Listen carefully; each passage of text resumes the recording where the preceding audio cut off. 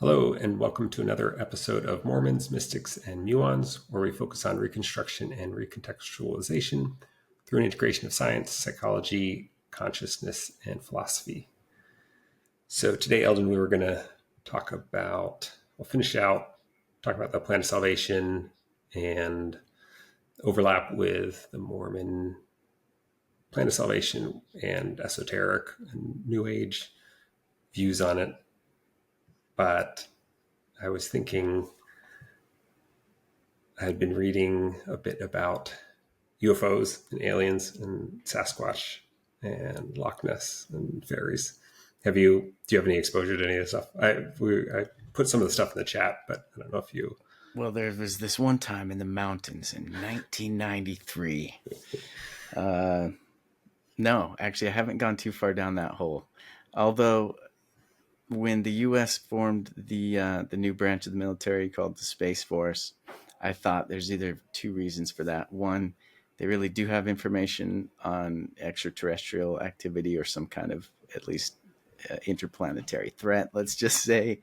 Or two, there's enough that like AI or other people are going to be able to create with video to make it feel like those things are real. So the Space Force is already in place, kind of as the people who would handle it if it ever became a problem. In other words, it's like a marketing tool for itself. So I had always dismissed these things and never looked much into it, even though I was a fan of X-Files growing up. But it was always, I always thought it was kooky. But I've circled back around as I've explored consciousness more and moved away from a materialist view of philosophy into idealism, this idea that we're kind of living in this the universe's dream, this cosmic intelligence's dream, and understanding more about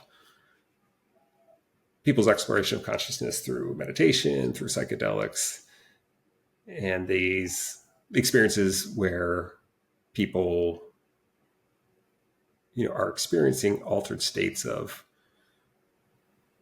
reality, altered states of consciousness, whether exogenous with substances, or we had posted earlier that article about, on Psychology Today, where we talked about, have you had a drug-free psychedelic experience? And that whole article was talking about a study where, it showed that people endogenously, through what they termed these spontaneous spiritual awakenings that they surveyed, were having experiences that really closely mapped onto psychedelic experiences, as well as sensory deprivation or near-death experiences. There's so much overlap in these experiences that I've started to look at these in a different light, especially because I had those experiences where I didn't see any like entities or anything, but definitely had a visual shift to everything being more beautiful and crisper, and these feelings of bliss, and kind of feeling like I was experiencing a different, higher, like more expanded state of reality, and realizing that what is reality, what we're experiencing, isn't actually this material world, but it's our rendering of our sensory input into kind of this consensus reality. But there are certain states of consciousness where that reality starts to break down and people see things change, but it's not necessarily, I think the idea of like hallucination misleads people because they think it's something, that's something in your mind, that's an artifact of your mind, something messing with your mind. But that belies the fact that everything you experience is your mind constructing. Yeah. And so it's been interesting to circle back and realize like, oh, it's not, well, I started to realize like, maybe it's not about like the content matter of seeing aliens or seeing Sasquatch or seeing Loch Ness or seeing Angel Moroni in your bedroom, maybe focusing in on that and trying to interpret it from a very materialistic, three-dimensional perspective. You get stuck in the weeds when it's actually, these are states of consciousness where reality, your rendering of reality starts to break down, and whatever those areas in which it breaks down, it starts to come through these altered states of reality.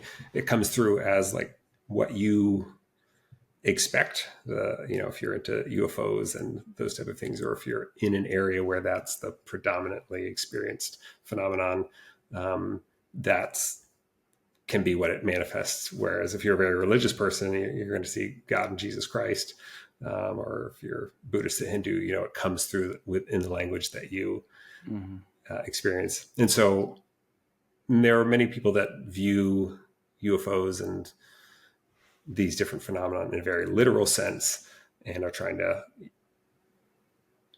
discuss the possibility of some primate species that just somehow continue to exist.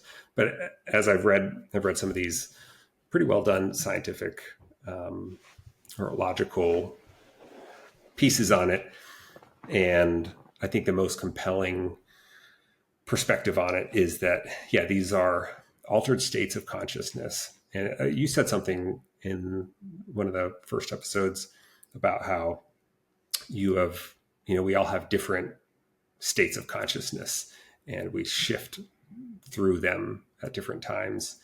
And that's actually what the evidence shows that these appear as. And so I've realized it's more, like when we're dreaming, that is a state of consciousness, but it's a very easily recognizable, at least after the fact. When you're in a dream, you're convinced that that is real and that this is your reality. And it's only when you're out at the next level up, you're like, oh no, that was a dream.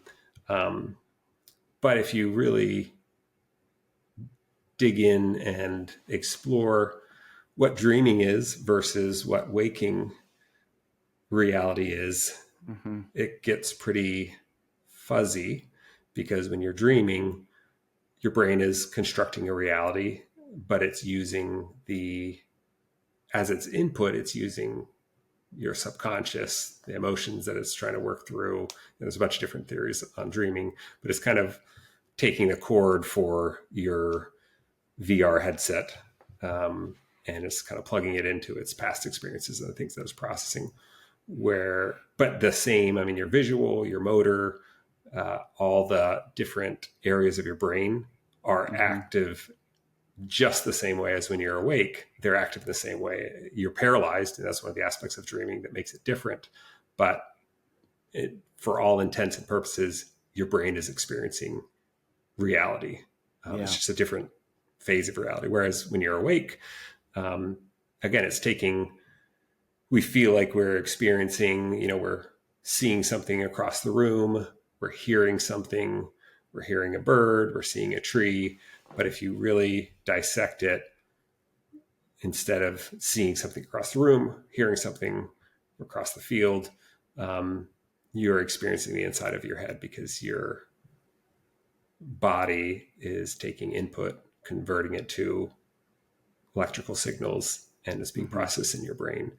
And so we act as though there's an objective reality, but you realize all those situations, a different life form, like a snake, is going to render that reality very different. And so there's, waking and sleeping, as far as your brain is concerned, they're just different modes of reality. And so these experiences, I've realized the best explanation for them is that they are a mode of consciousness, that a state of consciousness that you can kind of go into, but there's not a very clear delineation between when you're in like the normal state of consciousness to these expanded states of consciousness or these kind of psychedelic experiences. And so it's much harder to see, to kind of track what state of consciousness you're in. And I think this maps onto, I kind of envision this idea of, this kind of map of consciousness. And there's a recent article that I saw about how depression, some people are starting to view that as like a form of consciousness. It is a state of consciousness that you get stuck in. And so, this, if you look into these experiences, it really does line up, these Sasquatch encounters. I thought that there were people out in the woods that just felt normal, and then they saw something that looked like Sasquatch, and then it disappeared. But a lot of these experiences, they have synchronicities before and after. So they start having weird things, spiritual experiences, basically synchronicities are Carl Jung's terms. They have things happening before and after that seem very weird. They have really weird feelings. A lot of times the aliens or Sasquatch or whatever communicate telepathically to the people, and they have very strange feelings with it. Some of them have a lot of love for the species. And then also these encounters, they can morph from like a very physical appearance of Sasquatch or aliens, whatever, but then it'll morph into like a lightning ball or whatever. So it'll go through these kind of different, very psychedelic-ish. And there's a lot of overlap with like DMT, where people often see, depending on which psychedelic you're talking about, people will see these kind of archetypal entities. So with ayahuasca, they'll see Mother Ayahuasca representing kind of the earth. And then with DMT, they'll see these kind of fractal machine elves. And so there's a lot of overlap with psychedelic and states of consciousness and these UFO, fairies, Sasquatch. Yeah. And it makes so much more sense rather than trying to track down like actual flying saucers. And it's not to say that none of these things are physical, but there's just this whole range of like, the one paper I was reading, it's like, the question isn't if it's real or not, but it's like, what kind of real is it? Yeah, I was just going to say that. It's like Sasquatch is real because there's a statue of him at the park that my kids play on. And there's, rugby teams that name themselves after him or whatever. Like what's real, there's something real about us, but there's also something about us that rises into the collective conscious, at least to the local. It's like the cloud. The cloud computing is very interesting to me because it's very much a kind of a digital representation of the collective unconscious or the collective conscious, like what it is that we collectively bring into reality because of our collective consciousness. And Sasquatch just occupies place in people's minds, which is just as real as other things, right? I've never seen Sasquatch. I don't expect to see Sasquatch when I go into the mountains. It's not something I'm like preoccupied with. But yeah, you're either left just finding all of the people that said they've had some kind of experience with it, seeing a UFO or seeing Sasquatch. You're left just kind of saying they're wrong because that can't be real by the standards of, let's say, what's scientifically been explained at this point. Or just like that they're crazy, that they're just making it up for fame or something. Maybe that they're frauds, that they're making it up. So you kind of got to run through those possibilities. And one of them, that makes a lot of sense, that it's a shared experience because it could be a state of consciousness that you could get into where all of those things, like what is real about Sasquatch before comes into your reality. Or what was real about Sasquatch collectively that you've heard and seen. And this paper that I read, it tried to create a very meta perspective on this and kind of went over the whole different spectrum of, some things appear to be very physically real, and then others are more kind of psychically or mentally real, and things shift from one to the other in like in experience. And that you really have to look, some of these abductions, supposedly, the person's physical body is, they faint, their husband's holding them while they're out. They have this basically experience where they feel like they're abducted. So some of them are like that, where there's another one, this podcast I was listening to, where this is actually a New York Times reporter talking about this very scientifically. He actually broke one of a story a few years back about the government programs on this and how actually serious it is, because there are a lot of accounts of people experiencing these things. And one of the other experiences was one where there were two kids that had an experience of like being abducted or seeing aliens or whatever. And the mother, when she went to check on them during supposedly when this happened, they weren't there in the room, and then they later were there. So there's just this whole broad range of experiences that you have to look at all together and try to find a unifying theory that explains them all. And I think consciousness and idealism makes the most sense, and recognizing that, and this happened, this is part of the Mormon origin stories too, whereas some of the witnesses talked about seeing it with their spiritual eye, and so seeing the plates with their spiritual eye. And so there is some evidence that maybe these were like guided meditations, but I think that you also, in people's psychedelic experiences reports, these aren't just things that they see in their mind's eye. There are some that, if they put eye masks on and go inward, it'll be in their mind's eye.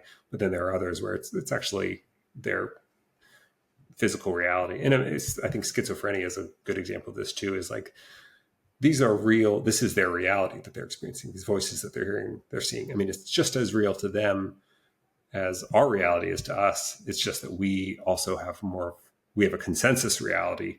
And there are some people that are, whether it's due to mental health or these other psychic abilities or whatever you want to call it, have more of these experiences. And this ties into what we're talking about today, though, because as I was thinking about this, I started thinking about, well, I guess first off, like God falls into this category. Different religions view God in a similar way and is real to that degree, to some degree for each of them, and they all are defined differently, and they have experiences that confirm that to them. But I was thinking about, Mormonism teaches that there are other planets and other, Christ is the savior of other planets, and there's other life out there. And then because this article I was reading talked about kind of a rough categorization of different types of entities that people describe.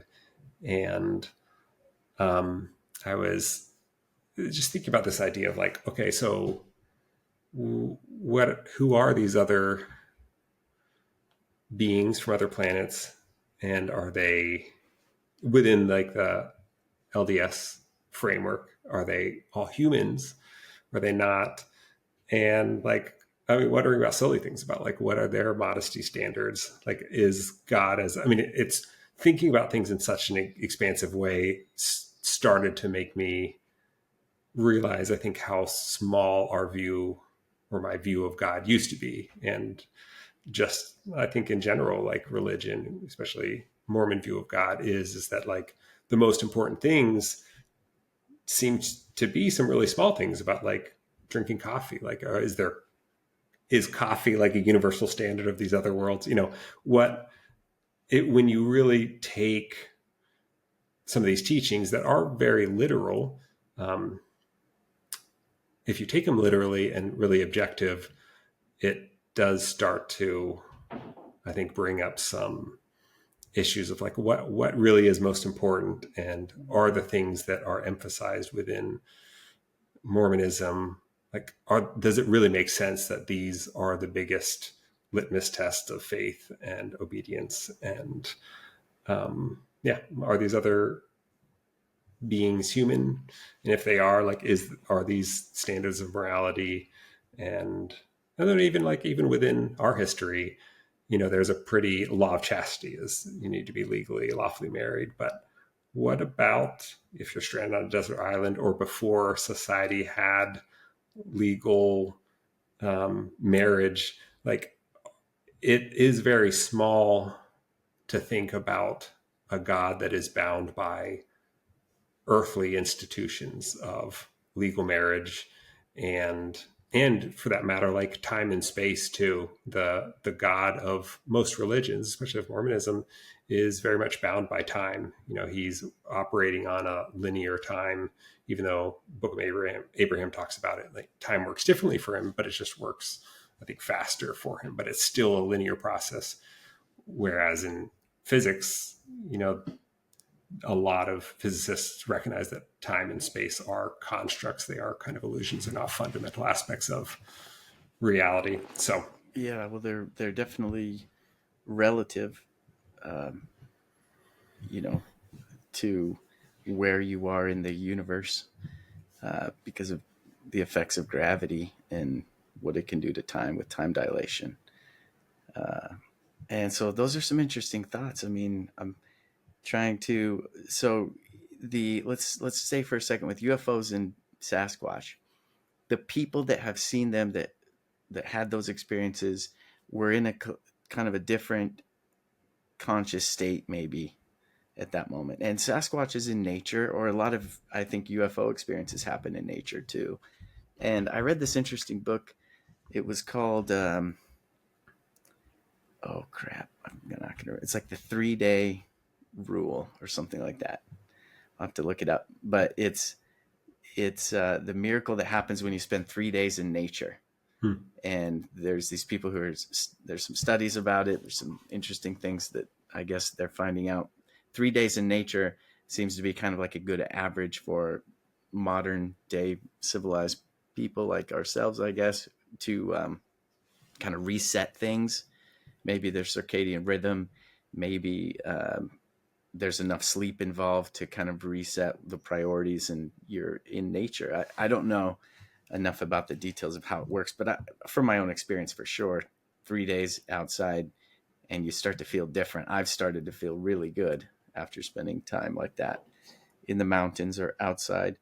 I wonder if a lot of those happen in after enough time has passed, where your reality can change if you're in nature. Time also changes. Spending a whole day in the mountains without a phone, without the things that we normally surround ourselves with every day, can be a really, really long day, and not in a negative way. It can feel full, and and especially if you can find adventure in that day. So um, that's an interesting thought, that it's just state of their consciousness. So those people wouldn't necessarily be wrong for wrong for saying that they saw what they saw. It's not like it didn't happen. It's not like it's not real. It's that it's as real to them as any other state of consciousness that we're in, experiencing whatever we're experiencing at the same time. yeah, it's interesting. The paper that I read that was arguing for this more like meta framework, and also based around idealism, was talking about the different standards of evidence. And there's like legal evidence, and there's also scientific standards for evidence. And from a legal perspective, it's almost open shut about many of these cases that these would hold up in court, because it's just how many, some of these are group witnessed experiences. And yeah, but it doesn't fit under like a scientific materialist framework. Another parallel to this too, I don't know, have you ever talked to anybody or watched anything about people doing darkness retreats? Mm-mm. So there's a darkness retreat up here in Oregon. People do it 3, 5, 7 days. And so you're going into like a pitch black, they make it very careful to make sure no light gets in there. You pay money to get holed up, and then they deliver food to you, and they, I think, tend the fire if it's cold, or the heating. But yeah, everything is totally dark, and they come in and give you food, and it's through a little thing that, again, doesn't let any light in. Wow. And you, after a certain period of time, you start seeing, hearing, experiencing things that are as real to you. And I've heard different, I haven't looked too much into it, different explanations. One is that your brain starts producing its own DMT, which is the psychoactive or psychedelic compound in ayahuasca, and supposedly linked to dreams. And it's found in rat pineal glands and likely found in humans. It's just hard to find because you have to blend up the brain, I think, to find it. But yeah, so one of the supposed explanations is that your brain starts producing DMT because you're off this light dark rhythm. I think another explanation that probably plays into it too is that just like people who lose certain senses, their brain very quickly starts to reappropriate those aspects of the brain, reapportions those aspects out to different senses. So people that are blind, the area that would generally be producing vision is linked into other sensory inputs for them. Mm-hmm. And so I think your brain does that very quickly. That's one of the theories behind dreaming, of why we dream, is that it's your brain's kind of protective mechanism of keeping these areas like online and used for what they're supposed to be using, so that just in your overnight period, it doesn't get like auctioned off to other parts. Yeah. So I think that's, but I've listened to a little bit of Aubrey Marcus and Blue's discussion of this, but I also know somebody in town here that did the darkness retreat. And he was telling me, like, he was seeing, feeling, these things were real, like absolutely real to him. Wow. Just as real as anything else. And so, I think it lines up with this. I think it's interesting, is maybe that's a sign that civilization has peaked, when we've got to pay money to be thrown back into the darkness to experience what we did for millions of years before we had other tools. This was actually one of, when I was reading The Immortality Key by Brian Morescu, which was about how the Eucharist was likely a adaptation of, a psychedelic and adaptation of the Eleusinian mysteries, the Dionysian rites, and then got changed to a placebo by the Catholic Church. But he was talking about some of the early philosophers. I think Pythagoras was, his method for accessing mystical states was you lie down in a dark cave for 3 days and don't move. And this, so there's many different ways to get into these altered states. One last thing, and then we'll get into the Plan of Salvation. I got back into lucid dreaming, trying to get back into lucid dreaming last year. I'd done a bit as a teenager. And what I found was fascinating was one of the induction methods, because there's a few different ways to induce it. One of which is you like go to sleep, set an alarm for like an hour before when you'd usually wake up, and then you wake up, and then you walk around for a little bit, then go back to sleep, and you launch right back into REM sleep and remember your dream more easier. But one of the methods was called WILD, wake-induced lucid dreaming. And this method, I never got it to work. I didn't actually have any lucid dreams this time around when I tried it last year. But this was a method that allowed you to go straight into a lucid dream without falling asleep. And so you were supposed to wake up and then stay there and kind of do this yoga nidra sort of, or maybe not yoga nidra, but you just kind of stay there and periodically keep your conscious awareness, but let your body go to sleep. And then you'd often have some sleep paralysis. And then you would, after a certain amount of time, you were supposed to try to do one of these reality checks.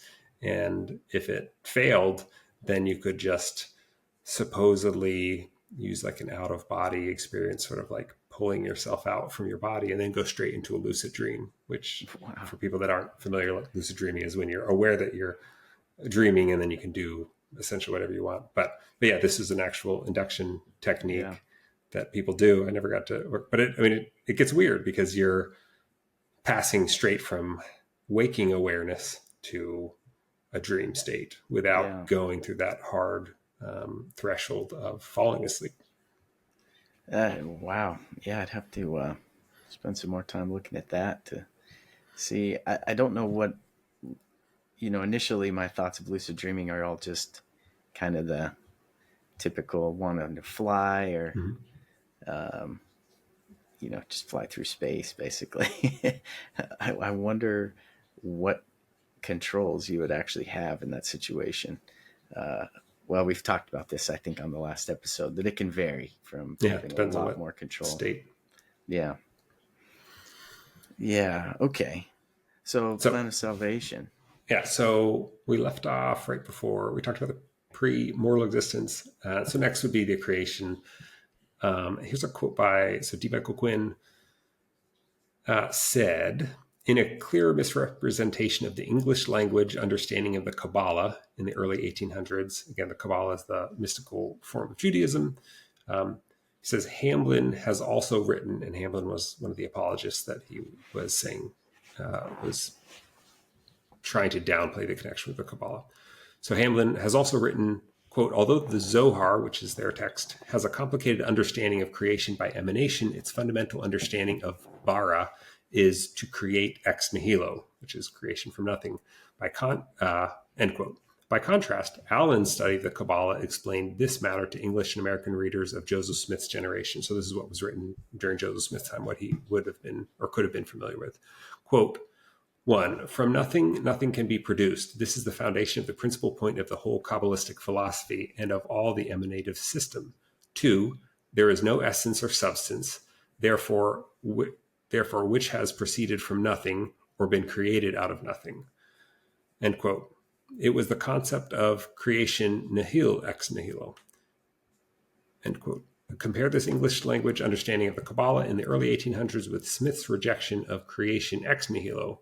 Quote, you ask the learned doctors, so this is Joseph Smith, you ask the learned doctors why they say the world was made out of nothing, and they infer from the word create that it must have been made out of nothing. Now, the word create came from the word baro, which does not mean to create out of nothing, it means to organize. Hence, we infer that God had materials to organize the world out of chaos, chaotic matter, which is element.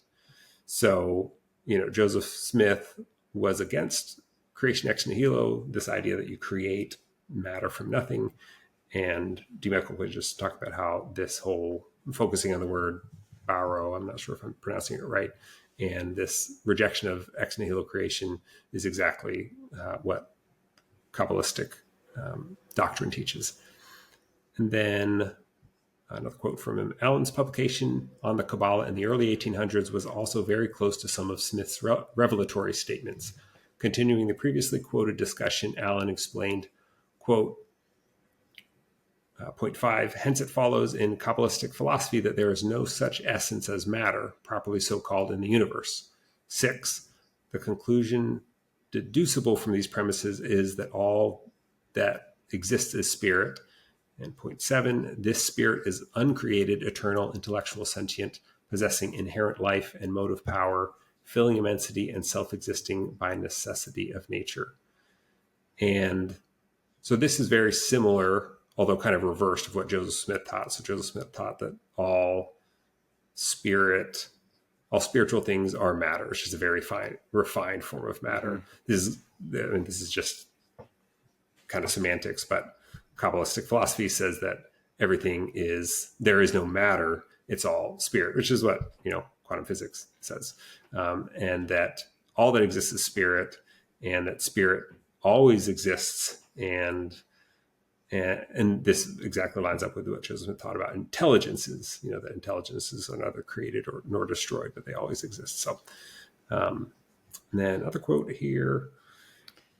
Another evidence for the influence of John Allen's book is Smith's use of the technical word coeval, meaning of the same duration of existence or coexistent. In 1816 and 1830, Allen used coeval in his discussion of the nature of God in the Kabbalah and Zohar.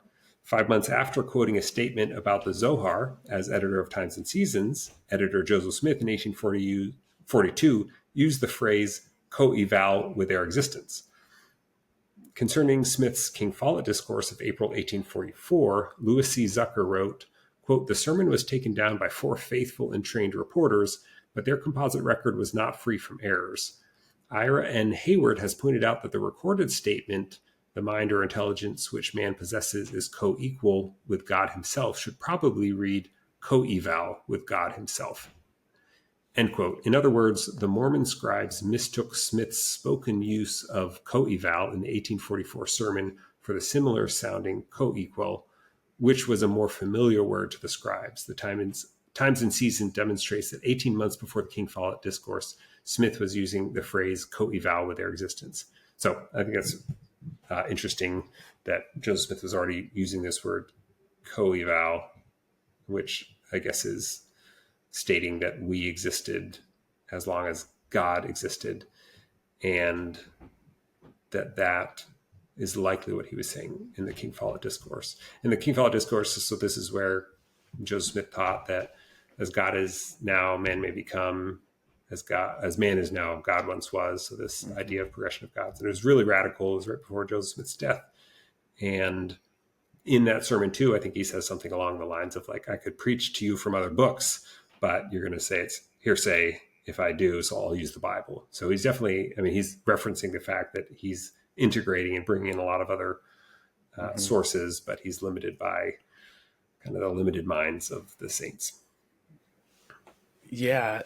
And I think we mentioned in a previous episode that I think Joseph Smith was definitely exposed to a lot of ideas that kind of were condensing on him, and then he was able to articulate them through that lens of restorationism among, from the Christian perspective, but as a restoration because he was finding truth in other places and had to reconcile it with what he had. We know he was really interested in Egypt, and we know that he was reading and studying Hebrew and probably exposed to Kabbalah. And with the Mason connection alone, I think there's a lot of like the Kabbalion itself was suspected to be written by a Mason, I believe. It's authored as the Three Initiates, but I guess there was a Mason guy that actually wrote it, and I think Joseph Smith was probably connected to a lot of those ideas, because that first principle of the Kabbalion being all is mind, kind of what we're talking about, that Joseph Smith saying all matter is spirit, or at least spirit matter, just very refined. And that makes me think about like different frequencies of vibration, where this idea of Hinduism, ancient Hinduism, or I think it was teachings from the Vedas actually, which mentioned that all is vibration, which is also a Kabbalion principle. All is vibration. And so I think there are different frequencies of vibration that matter exists on, that, just even the forms that we know them, like on our planet, that we can at least see, that we have instruments to at least see light waves, right, from radio frequencies and X-rays, gamma rays, the light spectrum. And there's, I don't have the quote with me, but in the piece that I wrote in the Substack article or episode 2, I drew the connection between, there's this new age principle of like vibration, and people are dismissive of that. But again, it's just some trying to express something with words, the constructs we have. But Joseph Smith in Doctrine and Covenants, there was a verse that was very similar to that, like as you increase in glory and brightness to the noonday sun or something, he talks about this increasing in brightness as we gain enlightenment or exaltation. That it's the same thing. Increasing brightness is very parallel to that.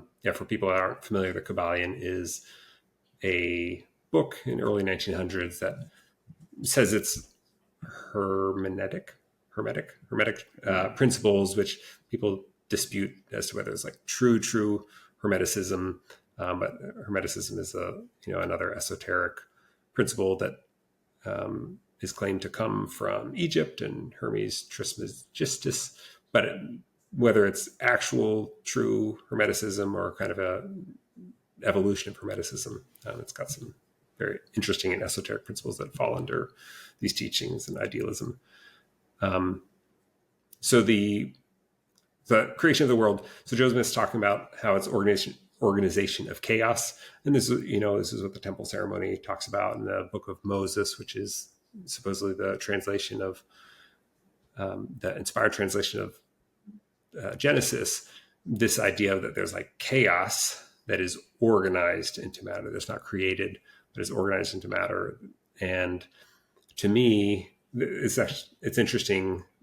Ra in the Law of One, that those channeled works from 1980s, has one of their sessions talks about the creation. It's very similar to the temple ceremony. It's talking about just kind of infinite intelligence that's polarizing itself and kind of organizing chaos into worlds.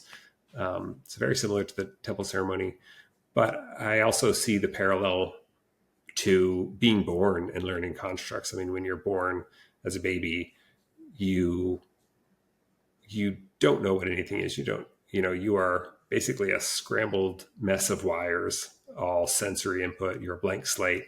So like sound, touch, smell, none of these things are mapped up onto correctly on your brain. You're just kind of getting all these things mainlined. You're experiencing as close to like a base reality as you could.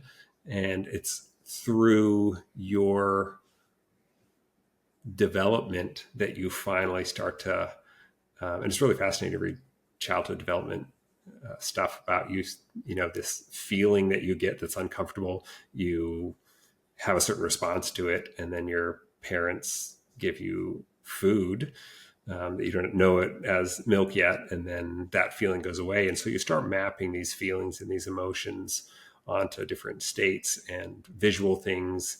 And so it's very much an organization of chaos into constructs. We're taking these ineffable things and we are putting a label on it. We do that with people. We make a construct of them in our mind.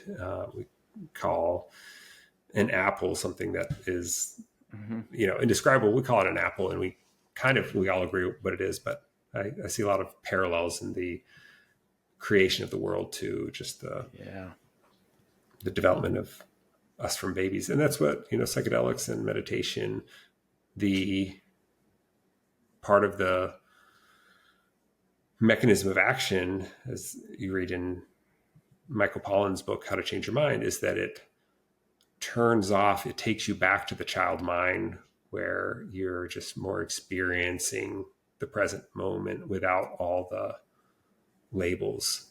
And so that's one of the... Yeah.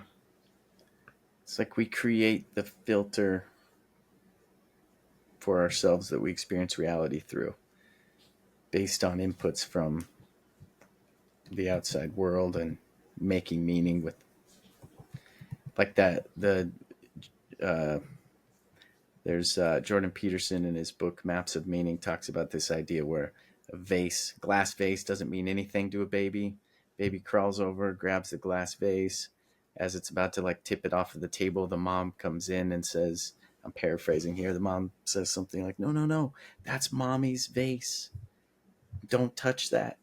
So suddenly the vase becomes mommy's vase. It has meaning. It's something that I'm not to touch. It's something that before it was, where was the vase and where did the table stop and the vase begin? To the baby, there was no distinction probably until grabbing it, experiencing it, moving, and the mom suddenly ascribing meaning to what it is. There's an interesting story that I like from, have you heard of Dan Siegel and interpersonal neurobiology? Mm-mm. So interpersonal neurobiology, it's not a method of therapy, but it's kind of a framework of psychology or interpersonal neurobiology, where he talks about the kind of this concept of, I think I may have talked about it earlier, me-we, instead of an I and a you, but there's a me and then there's a we. And he talks about kind of how much we overlap, the mirror neurons, how much we co-regulate each other. But he's very into a lot of these concepts for a very scientific view. But he showed an interesting story on a podcast I was listening to where he was in the Peace Corps, I believe, and he was riding a horse, I think in Mexico, and he got thrown off the horse and dragged for a while. And so, got a pretty significant injury. And he had temporary amnesia where he just didn't know who he was. And he also lost basically all constructs. And so he was back into like a baby mind. And so he just talked about but he remembered his experience from that. And so they were giving him water and giving him a cup of water. And he just, he didn't experience a cup and he didn't experience water, but he was just like mesmerized by the beauty of the water and the cup. But they weren't, we develop these shortcuts in our mind. We see a dog and it's like a dog, but then because we use that icon for the dog, mindfulness is like deconstructing it to like, oh, it's like the fur, the tail, the manner of it. And so, yeah, we live in a world of constructs, but we often are not aware of it. And yet, how much of the dog do we actually see? Right? You can only see whatever side of the dog you happen to be looking at. There's an inside to the dog. There's there's the other side of the dog from wherever you're currently at. We see actually very little of what the world really is all made of on a day-to-day basis. And yet we use all those labels and all the constructs to navigate it. It would be impossible to navigate without it. Or at least we wouldn't be consciously navigating it at the same level that we're consciously navigating it. Other things navigate it without the labels. They just do it off of, I think, instinct and just a different state of consciousness. Yeah, and I don't think the purpose is the goal is to be like free of constructs. It's to be aware that everything that you're operating in is constructs, and also have the flexibility we spent all this time in development creating these constructs so that we can understand and make sense of the world. And then once we get to a certain point where we start having to work backwards and deconstruct all the things, and give us the ability to operate in a world of constructs, but then also to shift to mindfulness and deconstruct things. And this goes, this is what I think Christ was talking about when he said, that you have to become as a child to enter into the kingdom of heaven, which I think, many people interpret as like the kingdom of heaven is a state of consciousness and not a place or a destination. Yeah. It could be right where you are right at any moment in the right state of consciousness. Yeah. I think there's a saying that nirvana is a breath away. It's really at any moment you can make it there. Well, and I think that part of that, you must be a child. You must become as a child is like children's sense of wonder about the experience itself of life without knowing the details, just the wonder of it. Because I think as adults, I've gotten so much caught up into the details that I found that I've let some of the wonder slip.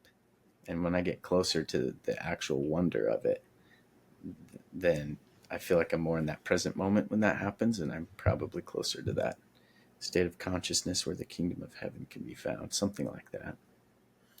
Yeah. And I have a 2-year-old, and several months back when he was 1, I remember he's in this state where he's figuring out what things are. And I remember he learned what a vent was, and it was amazing to watch. We'd go down the stairs and he'd be like, vent. And he was, it was the best thing for him, is that he recognized a vent, and just having that like connection. And the fact that, we grow to need things to be a certain way, but there is a way that we can access a sense of being where we don't need things to be a certain way. There's beauty in every moment. So Abraham 3 talks about, the premortal existence, this before the creation, that there's these noble and great ones, these spirits that were kind of gathered together, and you've got different callings and roles, and that they would fulfill, for ordination, to come down here. So we may have discussed this before, but this, to me, the New Age movement has this concept of starseeds, and to me, this is maps very much onto this concept in Abraham 3. So I asked ChatGPT to summarize this concept, and it said, the New Age concept of starseeds suggests that certain individuals on Earth have originated from other planets or star systems and have volunteered to incarnate on Earth to assist with its spiritual evolution. They are believed to have advanced souls, unique talents, and a strong sense of purpose that sets them apart from the general population. According to this belief, the creation of Earth and the consciousness here is part of a larger cosmic plan. These starseeds are here to help awaken humanity to its true potential and purpose. They are seen as emissaries of higher consciousness, bringing with them knowledge, wisdom, and spiritual gifts that can help others awaken to their true nature. Many starseeds believe that they have a mission to help bring about a shift in consciousness on Earth, moving humanity towards a more spiritually evolved state. This may involve working to heal the planet, promoting love and unity among people, or spreading awareness of the interconnectedness of all things. Overall, the concept of starseeds, the New Age movement, suggests that humanity is not alone in the universe, and that there are beings from other planets and star systems who are here to help us on our spiritual journey. So, I mean, this sounds very much like people's patriarchal blessings. It sounds like these talks that you hear about, this is a chosen generation, like you chose to come here at this time. Kind of the white horse prophecy stuff about how the Constitution is going to hang by a thread and it's going to be the priesthood of the church that's going to hold it together. I see a lot of parallels here. And I mean, there's also parallels to, if you go even deeper in this, that starseeds are generally, in the mythology of New Age thought, there are certain star systems that are more advanced and positive polarity, Pleiades and Sirius. And we had discussed on a previous episode that, some of the apologists link up Kolob with Sirius because KLB is the Semitic word for dog, and Sirius is the dog star. Sirius is also the most important, one of the most important stars in Egypt, with Kolob coming out of Abraham, the Book of Abraham, which was supposedly a record of Abraham when he was in Egypt. So there's, even without this idea of a starseed, there's already apologists for the church saying, hey, this is evidence of the divinity of the Book of Abraham because Kolob is Sirius. And yeah, in New Age belief, a lot of these starseeds come from Sirius or from Pleiades. And Joseph Smith in King Follett Discourse was essentially talking about, hey, we've got a God on Kolob. It may not have mentioned Kolob in King Follett Discourse, but we've got a God that is our God, and he's kind of running our show, but he's just one of many other gods. So it goes back to this fractal nature of the universe. So yeah, I mean, I think there's so much parallels between starseeds and Abraham 3, and it's not like New Age people. Most of them don't know anything about Mormonism. They're certainly not copying Mormonism, but these have kind of evolved separately, but to the same place, which I think points to how Mormonism has sort of like a white label, very early, predecessor to New Age, what we call New Age now. Mm-hmm. Yeah, it's almost like all those things are just kind of echoing through different outlets or different filters, because one thing for me that has changed in the last couple of years is what I described, where before I held Mormonism on this pedestal, being self-proclaimed as the only true church upon the face of the earth with which God is pleased, right? That growing up, it certainly was constantly kind of repeated, and I certainly believed that the Mormon church, at least the Brighamite or the Church of Jesus Christ of Latter-day Saints, being like the one true church. And what's happened is, rather than say that it's false and all the other churches are false too, it's more like religion is just carrying the echoes of all of these things, and Mormonism's connections that you're finding, we're looking at with New Age ideas with the creation story or the Garden of Eden can be thought of very much as an individuation process, or the symbology around Jesus Christ and kind of the things that we've been talking about the last couple episodes. It's like the believing perspective might say that, sure, New Age has that spin on it. Well, that would be a counterfeit of the adversary. That's a counterfeit of the adversary, is what maybe I would have said in my more believing days, say if I was on a mission or something, and heard this narrative, this correlation where we're saying New Age ideas about starseeds lines up pretty closely with premortal life and the chosen generation kind of narrative, and coming down to earth and having help from other beings still beyond the veil. And so that must be the devil's perspective, or the Satan's counterfeit. But what happens when God comes, when God is no longer an external thing but becomes an internal thing, then that happens with Satan too. Satan is no longer an external thing. Like I think you mentioned in an episode ago, that bad things you do can have some, blame on Satan. Good things get some credit to God. But when those are externally, you're giving out that credit or that responsibility. When they're internal, then it's all you. And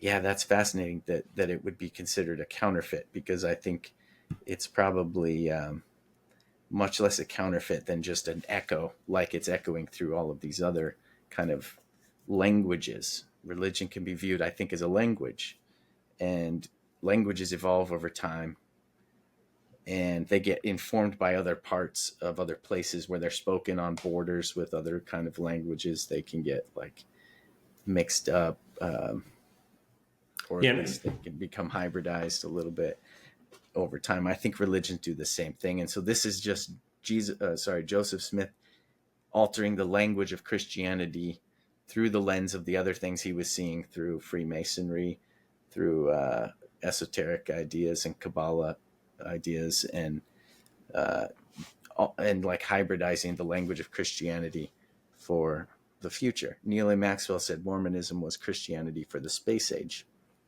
because it gave more gods, unlimited planets, unlimited people. And I think that's the seeing these things as validation of Mormonism is the initial reaction, especially when you want to keep that together. I think when you go further down the rabbit hole and you're open to, if you have real intent, you realize that it actually goes the other way. Whereas Mormonism kind of the counterfeit, or the early prototype of these concepts now that are much further evolved and a lot more internally consistent, because you can take this whole framework that we're presenting, and it does, explain, like we talked about, explains these paranormal events that people have. It explains some of these, paranormal psychology research. It explains, psychedelics and these altered states of consciousness, explain a lot of things that happen in the church, and still have a spiritual aspect to it. It lines in with quantum physics and philosophy, and the New Age thought teaches reincarnation, not in the sense that you're coming back as an animal, but reincarnation, which from a materialist perspective seems very silly and preposterous, but from idealism and the ideas that there's a universal consciousness that's kind of fractalizing itself down, that our brains are little filters of this consciousness, and there's this, intelligences aren't created or destroyed, that there's an aspect of consciousnesses not ending at death, but coming back around. And the fact that Joseph Smith, who we'll talk about soon, taught reincarnation. There's accounts of him teaching reincarnation, because that's something that he appears to have picked up from Kabbalistic teachings. Reincarnation is present in New Age philosophy, but not really fleshed out in Mormonism, although Joseph Smith seems to have taught it, and a couple apostles after him taught it. the fact that the temple ceremony lines up with the Eleusinian mysteries, which had psychedelics in it, and psychedelics and near-death experiences are all have a lot of overlap and work into an internally consistent framework. Whereas Mormonism, it's better than mainstream Christianity, but it breaks down at the edges. So yeah, I think we'll talk about that a bit more. But I think there's a lot of overlap, and you can go in two different ways. One that, these are counterfeits, but it doesn't make sense that the counterfeit actually, in the end, is a more evolved and consistent philosophy, and is still spiritual. So I think that I would say that the restoration, you can view it as a restoration. And then I think it went off the rails with Brigham Young, because there's Joseph Smith is, really radically changing things up until the months before he died. And then you get to Brigham Young. I was listening to a debate on Midnight Mormons the other day, and there was somebody, part of the remnant movement, that was saying that the church is in apostasy, and with Brigham Young, he was very antagonistic, and I didn't feel like that did him justice. But he was bringing up, he was like, Brigham Young, here are his biggest 5 contributions to the church. These doctrines, like, they've all been repudiated: blood atonement, the mark of Cain, blackness being the mark of Cain, Adam God theory, and I forget one other one, but they just pointed out that, like, Brigham Young had his own things that he tried to add on, but it just got shut down. Like, it really hasn't evolved in the way that it was evolving during Joseph Smith's time. Yeah. It did evolve in a more corporate, lockdown, rules. Correlated. Yep. So next concept. Definitely. So there's the creation, and then in kind of the individual soul's perspective, the next concept is this idea of a veil. So you want to explain the Mormon concept of the veil? Yeah, the Mormon concept of the veil is that there's some kind of mechanism that prevents us from remembering the pre-mortal life where we lived with our heavenly parents. And this veil of forgetfulness, as it's sometimes called, or otherwise just kind of the divider between maybe the land of the living and the land of the dead, or those have gone on or beyond the veil. Those that haven't yet come to earth are beyond the veil, on the other side of the veil. So it's this, this kind of, I guess, mechanism for the testing experience primarily, where life is the narrative of it as being kind of a test of our faithfulness to God.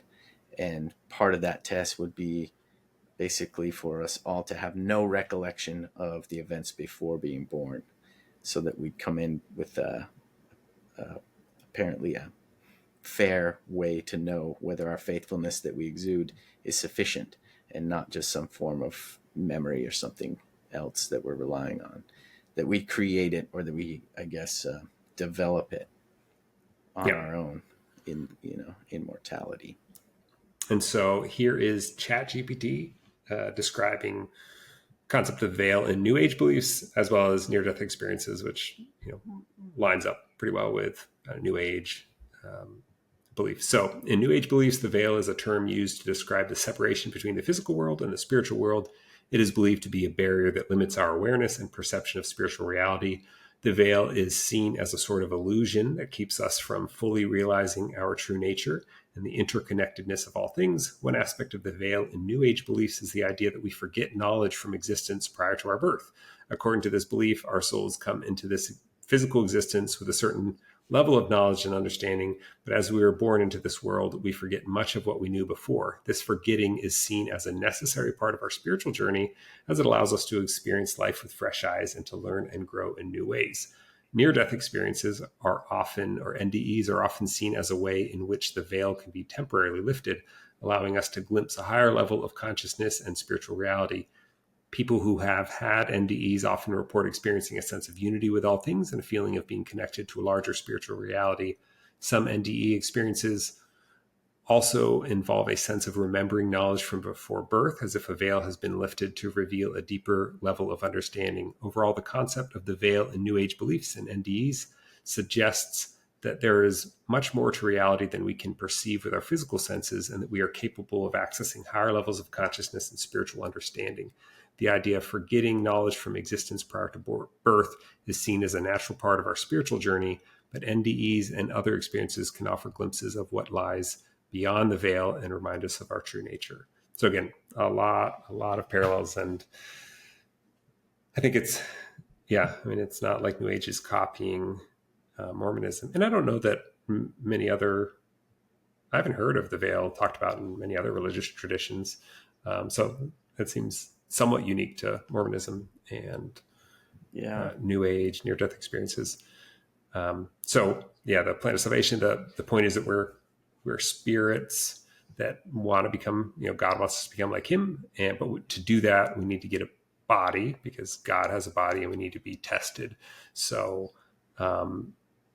somewhat similar to New Age belief is that this idea that like there's infinite intelligence, the cosmos, everything that is trying to experience itself. And so it kind of fractalizes itself to interact with itself. And that we're coming down here to Earth to experience all these things that can only be experienced at this level, on this like plane of reality. So we are born, and one of the concepts in this, one of the big aspects in this life is sin, which is doing things that are contrary to God. In Mormonism, in the plan of salvation, there's these laws of the universe, justice and mercy, and there's two big problems that happen, that happen because we're down here. One is that there's death because Eve ate the fruit.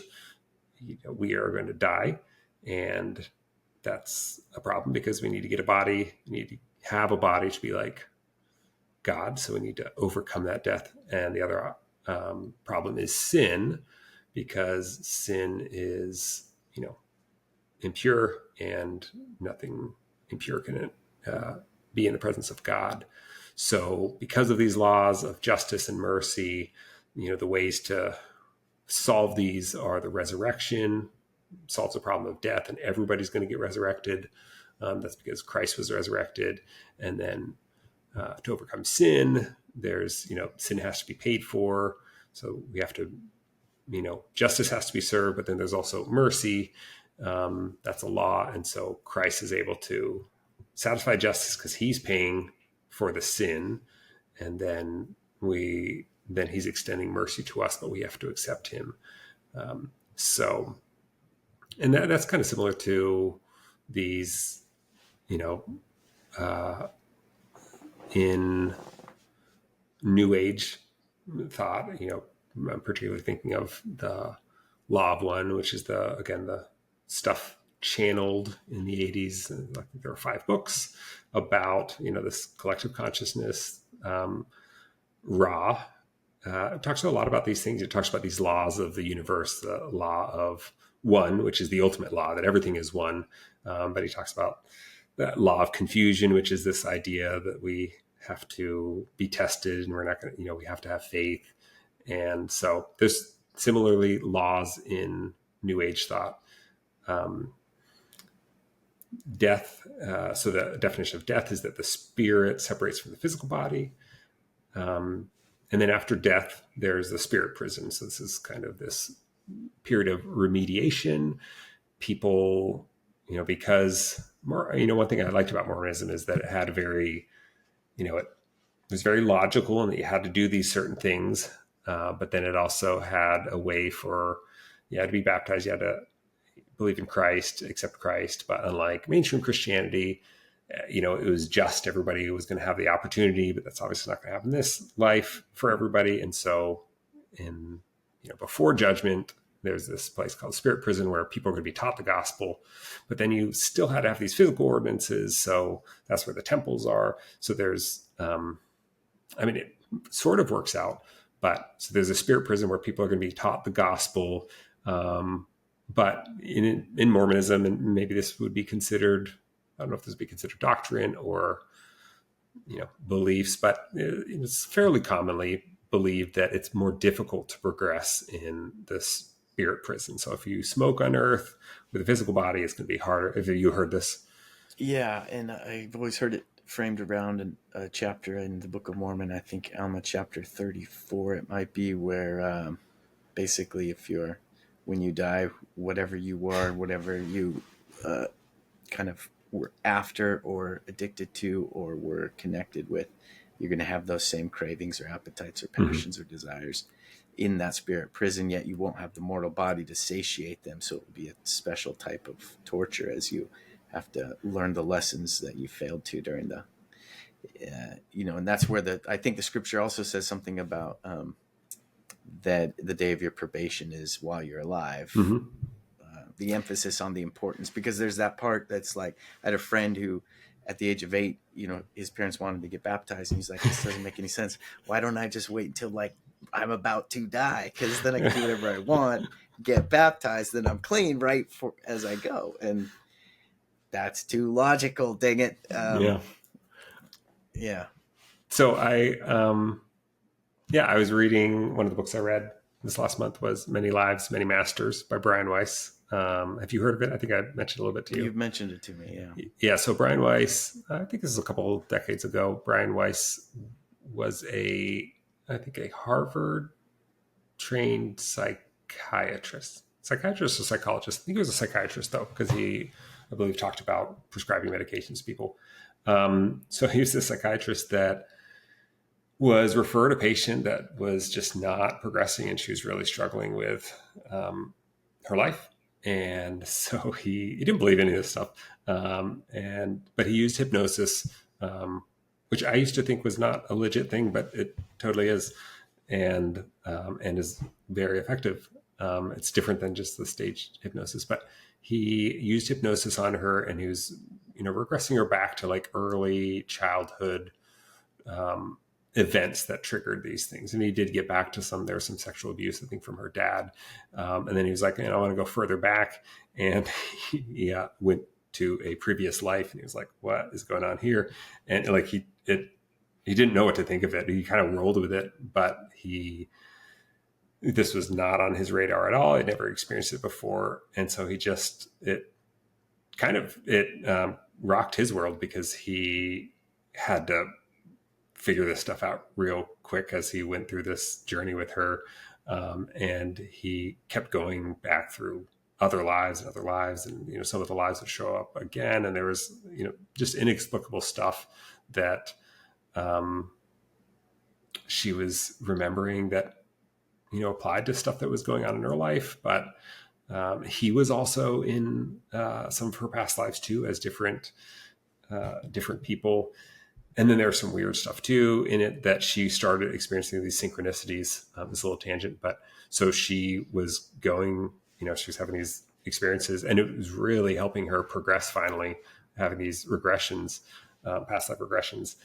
And she started having all these synchronicities. She took her dad, who didn't believe these things. She was telling her dad about these experiences. She took him to the racetrack, horse racing track, and she bet on every horse, and she won every time.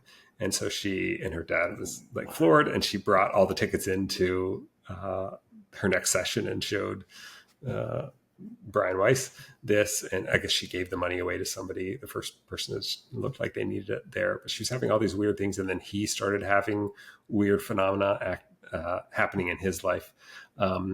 But so she would remember the past lives when she regressed, but then there were these in-between live states that show up in these past life regressions.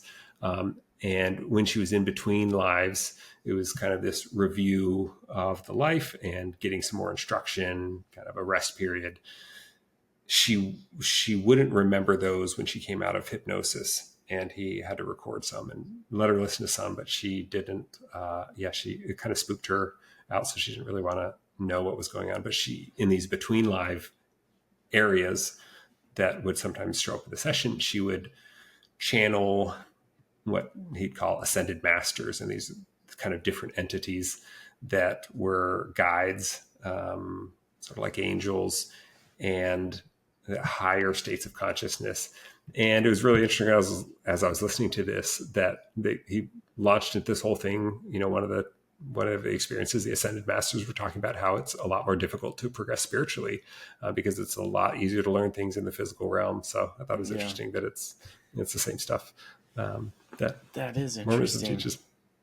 Well, and I think about reincarnation, and not necessarily that I die and come back as a new person. Like as soon as I die, I'm reborn as a new human, or not that I die and become like a worm, but what I'm made of becomes something else, Mm-hmm. breaks down. There's these thermodynamic laws about energy and being changed, never destroyed or created. And maybe there's this, what if this spirit prison is all of the time it is until all of those parts are back into another person? Yeah, and I used to It's think like when some kind of hell until you're at the higher level of consciousness again from the bottom of the stack, like a totem pole. You got to work your way back up to the top. well, I when after I kind of checked out of the church, I put everything on aside. And I was like, I don't know. None of these narratives really make sense. I mean, I know the truth claims don't add up. CS letter didn't really impress me much, but I was like, I'll probably never figure anything out.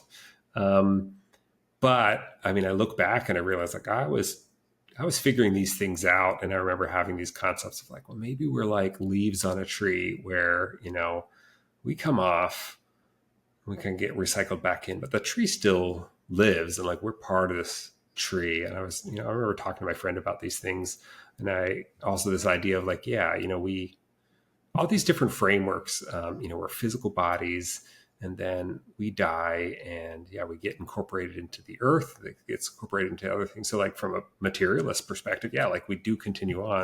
And then even from like a mental perspective too, I was thinking like, well, we have kids, and we exist in their minds.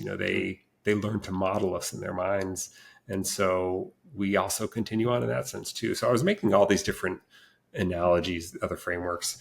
But yeah, reincarnation, again, if you view it from a materialist perspective, it sounds weird and implausible, but hopefully we've made the case that materialism is just its own construct that ultimately breaks down when you zoom really far into quantum physics. But from idealism, this idea that there's a universal consciousness and that we're all little aspects of it, I think a good analogy of reincarnation is this idea that, yeah, like with Jung's idea of a collective unconscious, there's this database, and our experience is a query. It's a call to the database.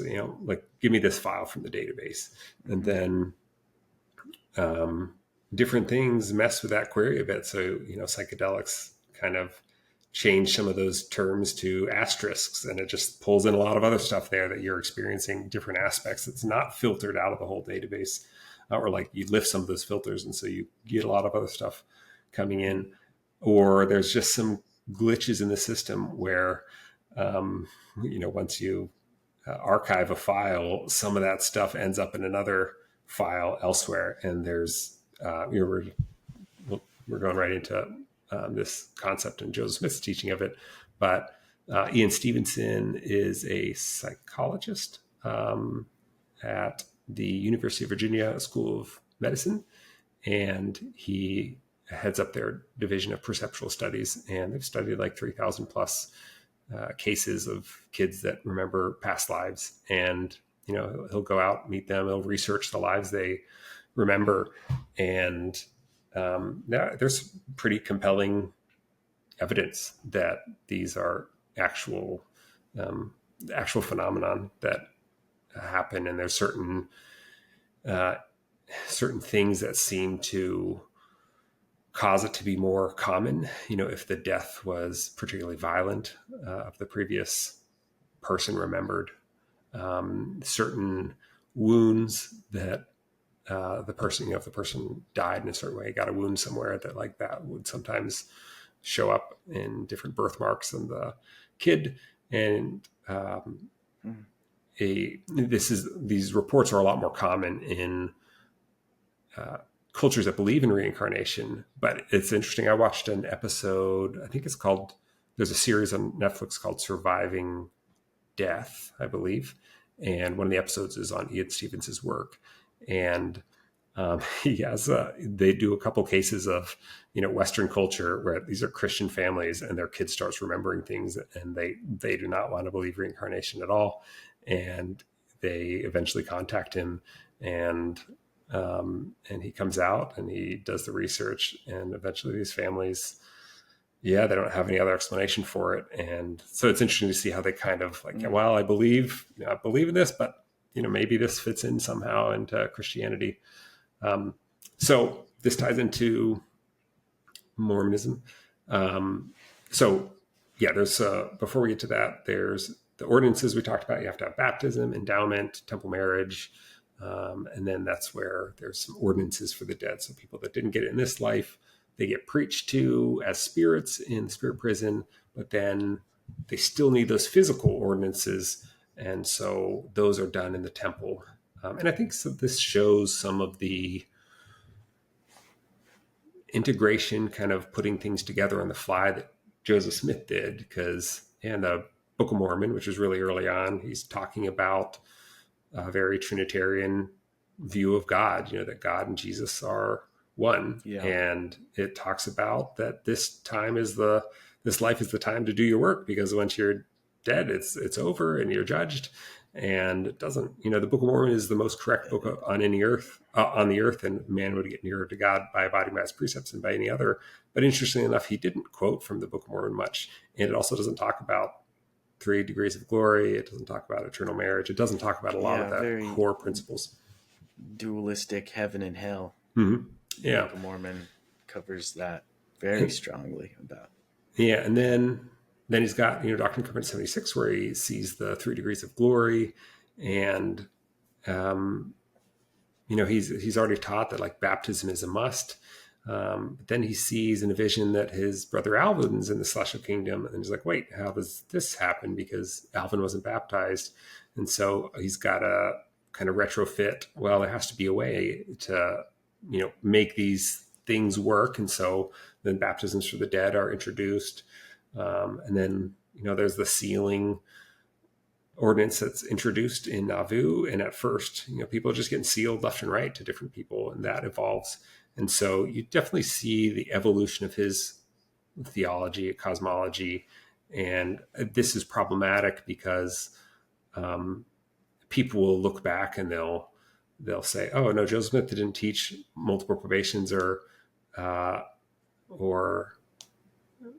reincarnation because the Book of Mormon says this, or, oh, Joseph Smith didn't teach polygamy because why would he? Because the Book of Mormon teaches this. But you're presupposing that type of argument assumes that Joseph Smith is not evolving in his understanding and his cosmology. Yeah. And it was pretty clear that he was evolving quite a bit all the way up until the very end. Yep. And incorporating these other ideas that were coming across his plate, I think. One thing I wanted to revisit with creation, and not to drag us back that far, but and this fractal nature of the universe, where I see things as, in many cases, things you can look at may represent a smaller picture of a bigger subset or a bigger, farther up the fractal, kind of a similar image, or a lot of similarities exist that are reflected on that smaller scale, and it can go in both directions. And so one of those is, like you mentioned, this blank slate of a child waking up, and this veil of forgetfulness, which feels like more like you said, you're just taking in information until there's enough meaning with all of the symbols and all the icons in the reality for you to make connections and form your ego and all of that. That's somewhat like the history of humanity itself, where it just kind of emerges out of nothing. Like I think, thinking back to as far as we can go with humanity, it's almost like you wake up in the morning and you have a day, and then you have a night, and there's these periods of dark ages, or these periods of enlightenment ages throughout history that get labeled as such. and very much like a rhythm up and down.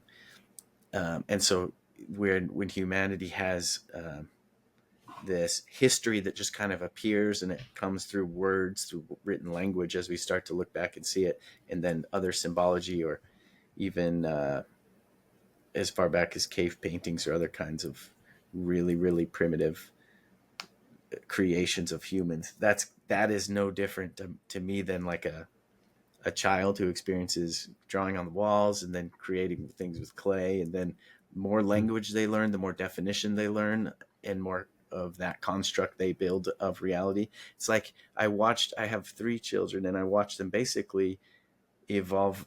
Maybe several millions, tens of millions of years of human evolution is represented in just a couple of years of them going from nothing. Because take that baby and go back 10 million years, or I'm definitely not quoting the years right, okay, of this stuff, but let's just say a long time ago. You take that brand new baby, put them back, they could just be raised in that environment. Maybe there's some evolutionary things that have gone on that would make it different, but from the perspective of how their mind gets shaped and how their culture gets shaped and who they are, is, from what I could tell, it would probably be pretty similar. So yeah, humanity's evolution out of, let's say, the darkness of prehistory, beyond the veil of forgetfulness of human history itself. We don't even have recollection, right? We're scraping to the earth to try and figure out what happened before we have record of things. And that's very much like individually, each one of us comes from that. It's like, I'm told I was born on this day. When's your birthday? Well, I'm told it's, this day. I wasn't there in a way.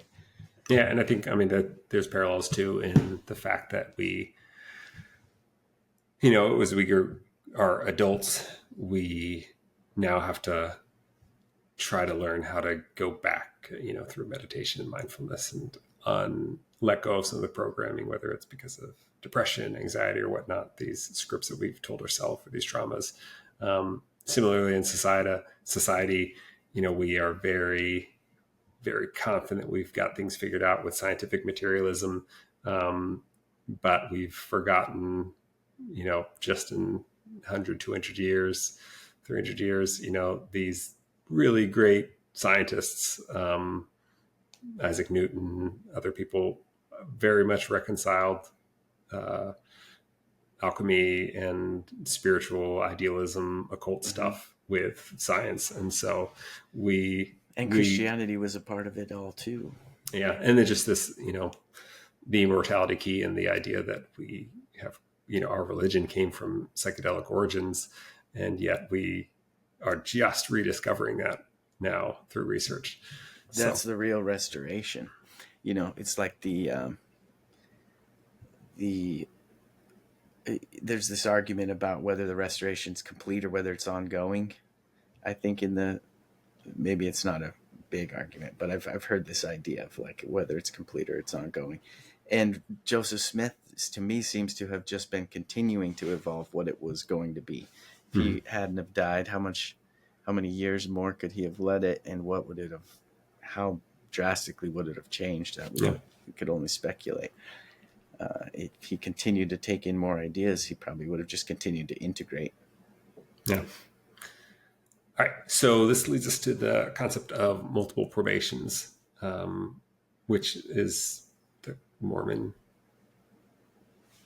fundamental Mormon. That's not really talked about in mainstream Mormonism, but term for reincarnation.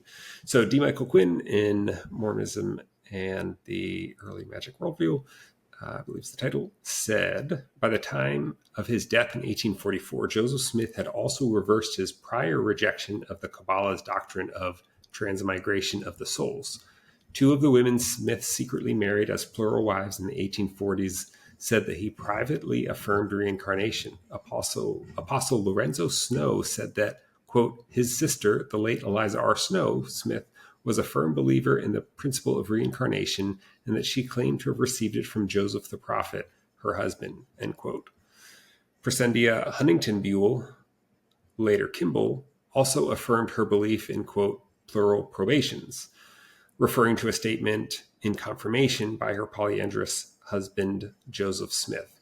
In the 1840s, their polygamous relationship to the Mormon prophet was as secret as his conversion to reincarnation.